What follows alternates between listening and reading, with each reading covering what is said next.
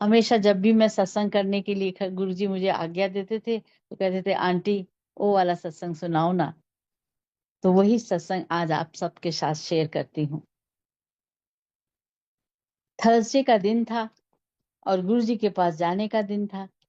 बेचैनी ऐसी थी कि आप समझ सकते हैं। मैं शाम को 6:30 बजे घर से निकल जाती थी।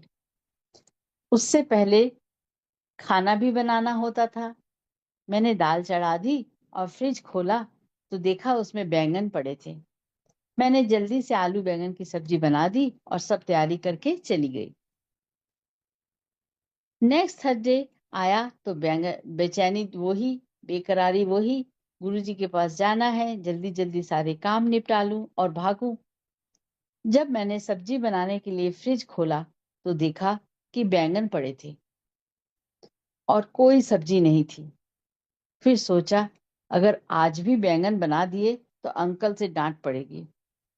हर थर्सडे आलू बैंगन बना के चली जाती है। मेरे अंकल खाने में बहुत पर्टिकुलर थे, खाना भी बहुत अच्छा बनाते थे। अब मैं सोचूं करूं तो क्या करूं, कुछ समझ नहीं आ रहा था। इतना टाइम भी नहीं था कि सर्वेंट को भेज के सब्जी मंगवा लेती।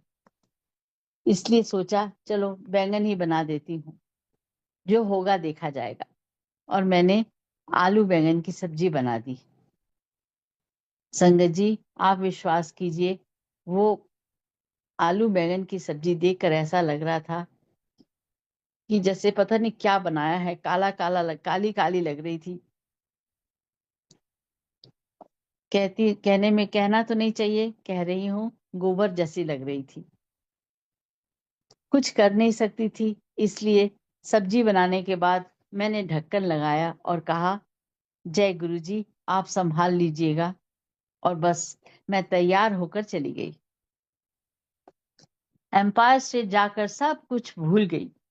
लेकिन जब गुरुजी ने आज्ञा दी और मैं घर वापस लौट रही थी और सोच रही थी आज तो घर जाकर अंकल से डांट पड़ेगी और वो कहेंगे क्या तुम्हें और कोई सब्जी नहीं मिलती है, हर थर्सडे को आलू बैंगन बना के चली जाती हो।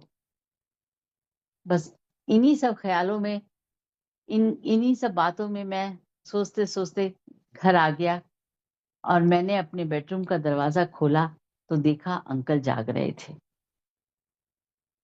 मुझे देखकर कहने लगे रशिमा। मैंने कहा जी।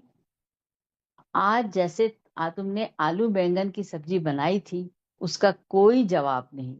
इतनी टेस्टी कि मैं बता नहीं सकता। ये सुन के मैं तो हैरान हो गई कि ये मैं क्या सुन रही हूँ। वो गोबर जैसी सब्जी को अंकल इतनी पसंद आ गई है कि इतनी तारीफ कर रहे हैं और कह रहे हैं ऐसी बैंगन की सब्जी तो पहले कभी नहीं बनाई और ना ही उन्होंने कभी खाई।